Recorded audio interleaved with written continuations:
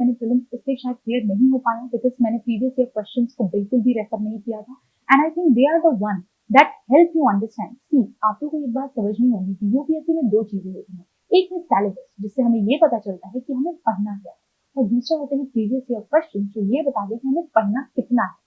And I think ये गलती थी जो मैंने करी। दूसरी, मैंने बहुत सारे बुक रिसोर्स जो थे वो कलेक्ट कर लिए थे, बहुत सारे रेफरेंस सोर्सेज को मैं रेफर कर रही थी and that was also one of the biggest mistake क्योंकि मैं उन सबको रिवाइज तो नहीं कर पाती थी। इसलिए इन माय फोर्थ अटेम्प्ट एक चीज जो मैंने रखी थी कि बहुत ही मिनिमल बुक लिस्ट थी।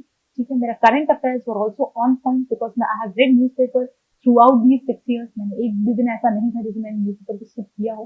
हाँ, कभी मन नहीं करता था तो maybe I used to just go through skim through the paper in 30 minutes, or within proper holes I used to prepare short snippets from the newspaper and whether if it was required. So that's how I tried tackling my prelims and I could clear it in the 2023 attempt for the first time. But that was my first meal. इस वजह से शायद कुछ गलतियां हो गई. I could not manage my GS and my optional equally. And that is the reason why I failed. I think in my optional I scored really bad. My scores were 231 only. So this year I worked really hard in balancing both the subjects, GS and optional, enriching them with current affairs, because you need to understand that mains is all about being relevant and introducing the current data, the current schemes, the current, the government initiatives that can make your answers stand out from others. And that is what I did in this attempt, and hopefully that worked in my favor. अगर हम book list की बात करें तो वो बहुत ही limited थी। कुछ सब्जेक्ट्स के लिए मैंने एनसीईआरटी फॉलो करी। फॉर एग्जांपल अगर मैं बात करूं ज्योग्राफी के लिए 11th और 12th की एनसीईआरटी एक मस्ट मुझे लगता है। दूसरी, इकोनॉमिक्स के लिए introductory macro economics is also very important. मुझे लगता है कि एनसीईआरटी जो आपको पढ़नी ही चाहिए। दूसरी है इंडियन इकोनॉमिक डेवलपमेंट, जिसको मुझे लगता है कि it's a one time read कि आप एक बार पढ़ो, इंपॉर्टेंट इन्फॉर्मेशन उससे कलेक्ट कर लो and then you can skip reading it again and again.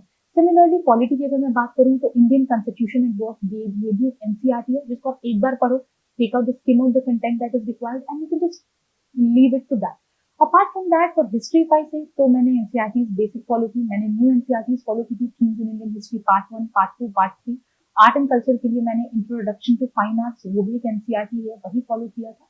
इसके अलावा कुछ reference books like Laxmikanth polity के लिए, स्पेक्ट्रम आपके इसके लिए, आपका मॉडर्न इंडिया के लिए, these were my confined book list किसके लिए, स्पेसिफिकली जीएस के।